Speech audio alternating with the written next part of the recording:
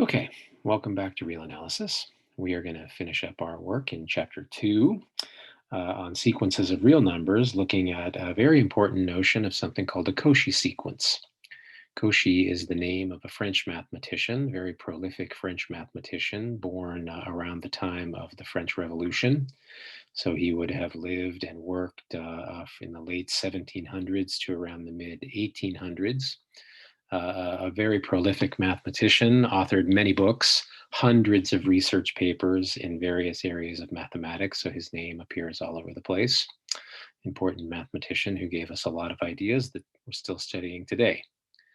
To motivate this topic in this section, Cauchy sequences, I just want to point out that if we're trying to prove that a sequence converges to a limit L using our definition 2.6, our epsilon definition, well, then it requires us to know in advance what the value of L is, right? We can't show that Sn converges to L by that definition if we don't know what the number L is. And that can be kind of a disadvantage because sometimes you want to prove a sequence converges, but you don't know what its limit is. So you literally can't use definition 2.6 to get that done. So in this section, I'm going to develop this condition, this criteria. We'll call it the Cauchy criteria. And it's precisely designed to determine if a given sequence converges without knowing what the value of the limit is. So it's an important tool. All right. So let's start with the main definition. The author of our book just gives this definition in the middle of the proof of the Cauchy criteria. I'm going to separate it out. Okay, so I'm defining something called a Cauchy sequence. And informally, I mean, you can start reading it right now if you want, but a sequence is Cauchy if its terms for arbitrarily or for large enough indices n and m are arbitrarily close to each other. Okay, so said more precisely, if you give me a sequence of real numbers called Sn, I'm going to call it a Cauchy sequence, or just briefly, I'll call it Cauchy. If for every positive number epsilon, there exists some capital N, such that whenever you take any two natural numbers, n and m, no conditions on them other than they're both bigger than this natural number n, then the distance between them, the absolute value of the difference of Sn and Sm is less than epsilon. So again, a sequence is Cauchy if its terms are arbitrarily close to each other if the indices are sufficiently large. All right. So that's what I mean by a Cauchy sequence, or just briefly Cauchy, sequence being Cauchy.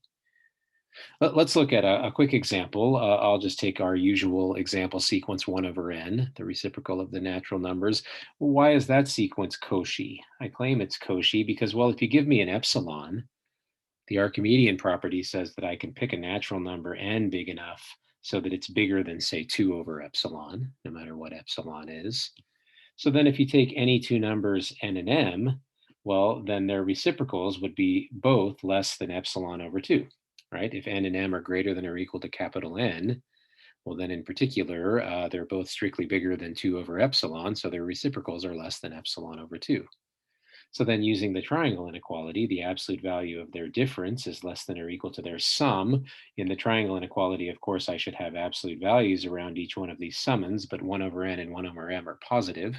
So I don't need to write those absolute values. And both of those things individually are less than epsilon over 2, and so their sum is less than epsilon. All right, so that sequence is Cauchy. Okay, I'm just going to continue on. You should pause this video as we go and kind of think about these remarks I'm making at your own speed. As always, I'm kind of talking fast. If we negate the definition of Cauchy sequence, an important exercise, maybe you should stop and negate it yourself. But what can we say if a sequence is not Cauchy? Okay, well, if it's not Cauchy, then negating that universal quantifier, there has to exist some positive number epsilon, such that for every natural number, capital N, we can find, or there exists, natural numbers n and m that are greater than or equal to capital N, and the difference between Sn and Sm is greater than epsilon, greater than or equal to epsilon. All right. So that's how you could show a sequence is not Cauchy. Here, let's look at, again, one of our standard example sequences. Let's look at the sequence whose terms are always 1 or minus 1. That's not a Cauchy sequence. Why? Well, if I took epsilon equal to 1, for example, then for any natural number n, I can always find a capital N. I can always find a little n bigger than or equal to it that's even, and I can find an m bigger than or equal to it that's odd. And then if I look at this difference, I would get the difference of 1 take away -1. Well, that's 2. 2 is bigger than or equal to 1. So that sequence is not Cauchy. Its terms do not get arbitrarily close to each other. In fact, for two terms, the difference between them is either 0 or 2. Cool. All right. Just want to kind of make a remark that those last two examples sort of illustrate anyway. If you're trying to show that some sequence is Cauchy, then you can't assume any relationship between n and m because this thing has to hold for all n and m greater than or equal to that n. All right. So in particular, they're kind of independent of one another. You have to show it's true for any two n and m that are bigger than capital N, but you can't assume any relationship between them beyond that. But if, on the other hand, if you're trying to show some sequence is not Cauchy, well, then you're free to specify some relationship like I did above. I picked one of them to be even and one of them to be odd, right? I just have to show that I can always choose those things arbitrarily bigger than any capital N, so that this difference is at least epsilon. Okay, so having made that remark, let's continue here. I'm going to enumerate things a little bit differently than your author did here in this section in the book. I don't do this very often. I like his theorem numbering, but in this particular section, I just kind of wanted to hand things off in smaller pieces. So I'm calling this first result of this lecture Theorem A. You won't find Theorem A in your book. I'll remark where you'll find it here in a little bit. Okay, so what is my Theorem A? My Theorem A is saying that if you're a convergent sequence, then you're a Cauchy sequence. So more precisely, if Sn is a convergent sequence of real numbers, then it's a Cauchy sequence. Okay. So let's just go ahead and give the proof of this. So suppose that I take some sequence Sn, and let's suppose it converges. Let's call its limit L, and then choose a number epsilon greater than 0. So I want to show that this sequence is Cauchy. I'm assuming it converges to some number L. Okay, so I'm going to use the definition of convergence here. Since I'm assuming Sn is convergent, then by that definition, 2.6, given this epsilon, there has to be some number, capital N, so that when little n is greater than or equal to it, the difference of my sequence terms in L in absolute value is less than epsilon over 2. Right, so that's just a straight application of the definition 2.6 applied to the positive number epsilon over 2. So if you take any two natural numbers, n and m, and you assume that they're both greater than or equal to this n, then I'm just going to use the triangle inequality to look at the difference of Sn and Sm. All right, so inside the absolute values, if you like, I'm going to add or subtract and add the limit L, and then use the triangle inequality across this sum, right? So the triangle inequality says that the absolute value of a sum is less than or equal to the sum of the absolute values. And here you'll notice that I've switched the order L minus Sm to Sm minus L, but those two quantities are equal inside the absolute values. But if both n and m are bigger than or equal to this n, then both of those quantities are less than epsilon over 2, and so their sum is less than epsilon. All right, so what have we done? We've shown given an epsilon, I've found some capital N, a natural number, so that for all n and m greater than or equal to it, the difference of Sn and Sm is less than epsilon. Well, that's the definition of Cauchy. So every convergent sequence is a Cauchy sequence. Nice. Stop the video, kind of organize that proof and digest it yourself. I'm just going to move on and take a look. Once again, that you won't find this in this section, this Theorem B. It's not mentioned there, enumerated this way, but I'm just going to state it as a separate fact. So what is Theorem B? It says that if you take a sequence of real numbers and it's a Cauchy sequence, then it has to be bounded. Every Cauchy sequence of real numbers is a bounded sequence. All right. So how to prove this? Well, let's take a sequence, call it Sn, and suppose that it's Cauchy. All right. Well, then I'm going to choose the positive number to be 1. The Cauchy definition says for every epsilon that's positive, something is happening. So I'm going to choose epsilon equal to 1. And in particular, by the definition of Cauchy sequence, I can find some natural number, capital N. And then here, let me kind of explain what I mean. You're expecting me to say for all n and m greater than or equal to capital N. Well, I'm choosing little m to equal 1. So I'm just going to hopefully write this to be helpful here, or sorry, a little m to equal capital N, right? Because capital N is certainly greater than or equal to itself. So I'm applying the Cauchy definition to, well, any little n greater than or equal to this number, but I'm choosing m to equal that number, capital N. All right. So certainly m is greater than or equal to n. So the Cauchy criteria or definition says that Sn minus S capital N is less than 1. And now I'm using, I'll highlight it in a different color because it's kind of a variant on that triangle inequality. Remember that theorem? You can check out, it's theorem 1.17. Back in chapter 1, there's sort of 3 variants of the triangle inequality that I use. And this one, it's a mouthful to say it, but it says the absolute value of this difference of absolute values is less than or equal to the absolute value of the difference of the quantities. So check out theorem 1.17. So I'm applying it to S sub n and S sub capital N. And we said that that's less than or equal to 1. Okay, well then unpacking that absolute value, I can say, and again, the quantifier is right here, for every little n greater than or equal to capital N, S sub little n is less than or equal to S sub capital N plus 1. Here I've written it again to emphasize it. All right. So now what do? I'm trying to show the sequence is bounded. I've kind of bounded its tail. Yeah. Starting at capital N, all of the sequence terms in absolute value are less than that number. So that bounds its tail. But that number might not be a bound on the whole sequence. But since there's only finitely many sequence terms before it, what I'll do is we've done this trick before. I'll say, okay, well, let M be the maximum of the first sequence term in absolute value, the second one, and so on. Here's the last one before S sub capital N, and then throw this number in that bounds the tail. Okay, so if I let M be the maximum of that set of numbers, there's capital N numbers in that set, then it's certainly true that the absolute value of Sn is less than or equal to M for every natural number, right? The elements of this set kind of take care of the first capital N minus 1 of them, and then this one out here takes care of the tail. So it's a bounded sequence by definition. Cool. I'm just going to kind of point out that you should compare this proof of theorem B to the proof of theorem 2.11, where we showed that a convergent sequence is bounded. In fact, in your book, when your author proves the theorem that I'm about to state next, he doesn't include a proof of this. They don't include a proof of this theorem B. They just kind of tell you, well, you can modify the proof of theorem 211 to get a proof of this. So I modified it for you, but hopefully you can digest that. All right. So pause the video, take a break, take a breath. I'm just going to continue on trying to keep this video short.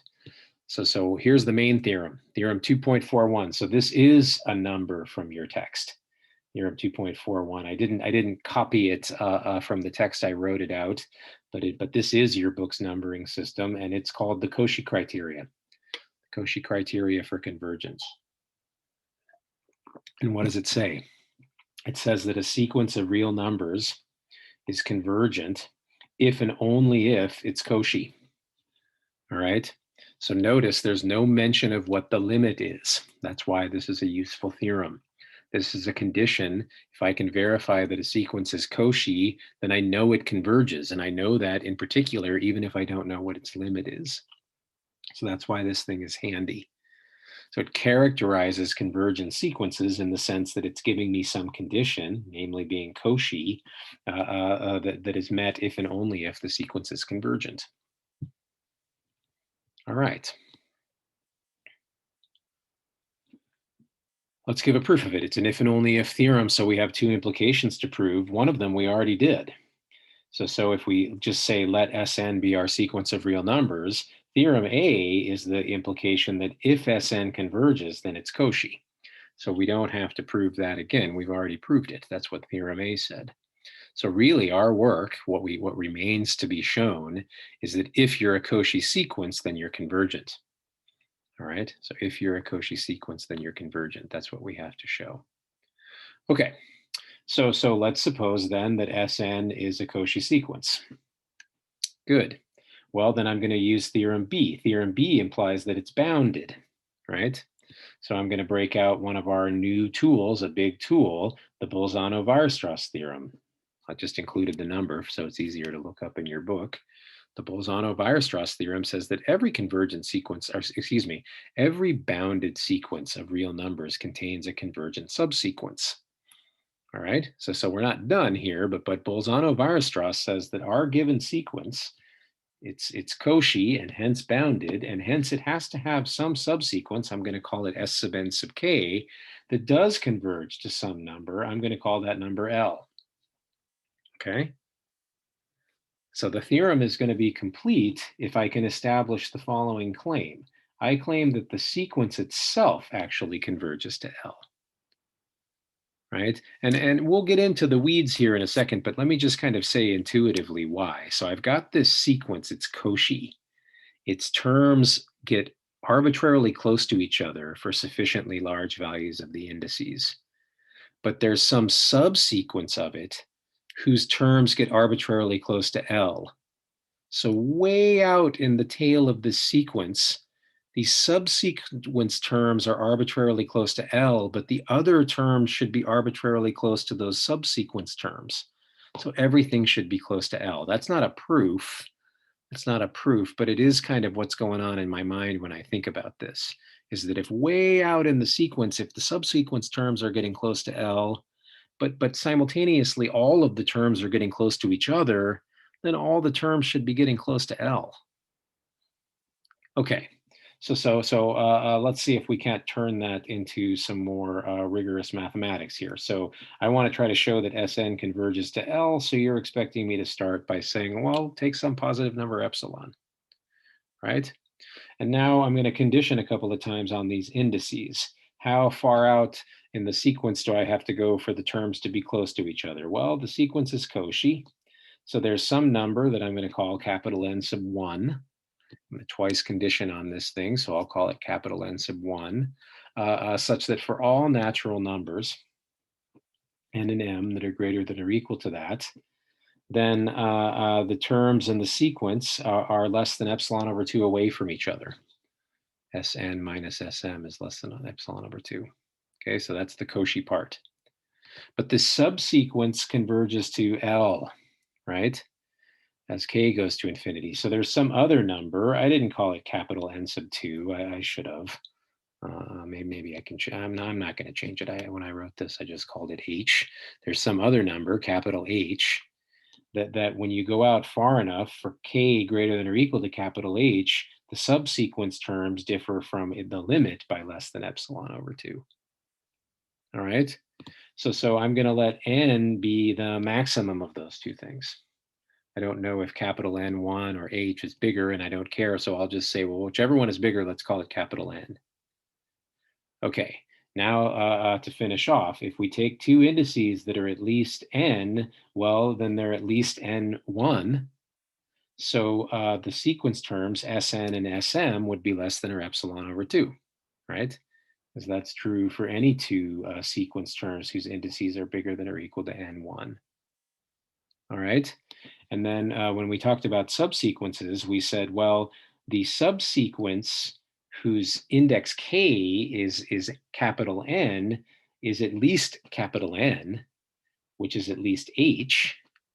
So we wrote up here that when you take a k that's at least H, S sub n sub that k minus L is less than epsilon over 2. So we have S sub n sub capital N minus L is less than epsilon over 2. Okay, so I've got those two conditions that are holding at the same time. So if you take a little n bigger than or equal to capital N, and then we look at the difference of Sn minus L, I'm just going to subtract and add that kind of capital nth term of my subsequence, S sub n sub capital N, So that's certainly equal to the expression on the left. And then by the triangle inequality, the absolute value of that sum, I'm using the triangle inequality across this sum, that's less than or equal to the sum of the absolute values. But now let's look at what we've got here. This little n is bigger than or equal to n, and n sub capital N is bigger than or equal to n, which is bigger than or equal to that h. So that term is less than epsilon over 2. But at the same time, well, we don't have to say it again. This difference is less than epsilon over 2 because we're far enough out in the subsequence. So once again, those two numbers add up to epsilon. So that proves that for given an epsilon, if I just kind of tried to highlight it or hit the definition, given an epsilon, we found some number, capital N, so that if n is greater than or equal to capital N, S sub n minus L is less than epsilon, so S sub n converges to L by definition. All right, so our Cauchy sequence is convergent. Cool, we use the Bolzano-Weierstrass theorem to prove that. Okay, I'm going to end this just with an example.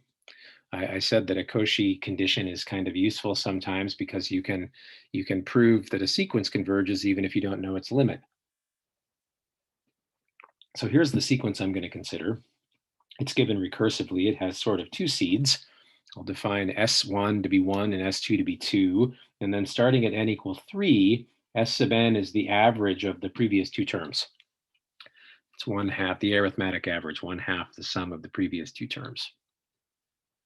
I'm not going to do it right now to keep the video short and to kind of give you something to think about, but this is certainly a doable exercise that you can show. So one can show, just in case you're wondering who one is, it's you. One can show by induction that the difference between two consecutive terms in this sequence, Sn minus Sn plus 1, is 1 over 2 to the n minus 1. All right, you can do that for, or that's true for all n greater than or equal to 1. So do it, show that by induction. I'm just going to assume it's true here.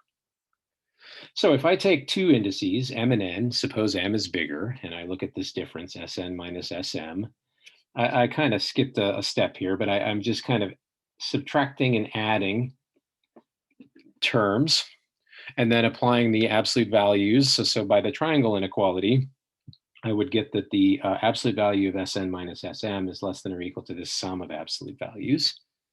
And then by your induction argument, well, the power, if you like, the way I think about this, the power on the 2 in the denominator is 1 less than the smaller index. So in this first term, Sn minus n plus 1 is less than or equal to 1 over 2 to the n, and then this next one is less than or equal to 1 over 2 to the n. Sorry, I should have said 1 over 2 to the n minus 1, and so on. The last one would be less than or equal to 1 over 2 to the m minus 2, one number before m minus 1. And then I shouldn't bore you with the algebra here, but I just factored out a 1 over 2 to the n minus 1 in that expression. This thing is the nth partial sum, or it's not the nth partial sum, but it's a partial sum of the geometric series with common ratio 1/2. So I'm kind of borrowing a little bit of material that we didn't develop here in this class, but that geometric series, the infinite series, starting at 1 with common ratio 1/2 sums to 2. So since I only have a partial sum of that thing, its sum would be less than 2. Yeah, we could work that out with an algebraic formula as well, but I just want to keep this short. So the parenthetic expression, which I'll kind of over highlight in green, is less than 2. So that's what's responsible for that inequality.